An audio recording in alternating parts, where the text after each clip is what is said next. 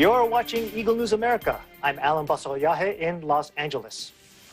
28 days. That's how long Canada's Ontario province's lockdown will be as it refuses to be overwhelmed by a COVID third wave. Bureau Chief Thomas Leikness reports.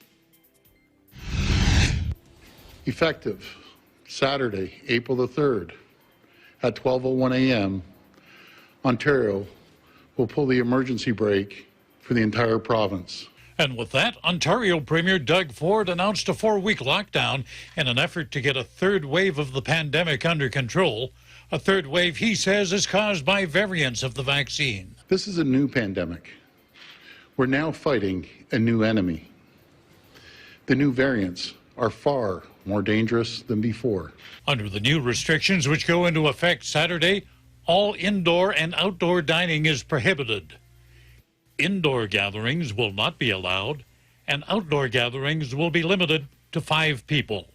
Worship services are allowed, but attendance cannot exceed 15% of the capacity of the venue.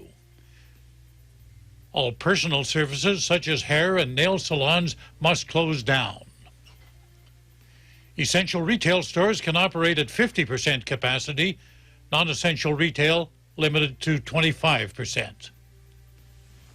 Schools will remain open, but will be monitored closely for outbreaks. Ford admits this is going to be tough on people. I know the toll these restrictions continue to take on people's mental health and well-being. And please understand, folks, this decision weighs extremely heavy on me. I know what this means for people to be here over a year into this pandemic. It's frustrating and it's very, very difficult. But we've come so far. We have sacrificed too much to throw in the towel so close to things getting better. He says the province has to act now because the cost of doing nothing is too high. Ford says, unlike previous outbreaks, this one seems to be targeting young people. Younger people are ending up in the hospital. And with these new variants, the risk of ICU admissions is 2 times higher. The risk of death is 1.5 times higher. With the upcoming holiday weekend, the Premier is hoping people stay home.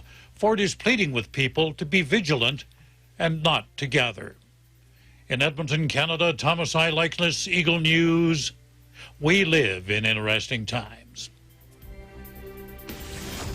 A new pandemic, as coined by Canada's Premier, is certainly something we didn't want to hear. Nevertheless, we hope all Canadians are faring well. Thank you, Thomas, for that report.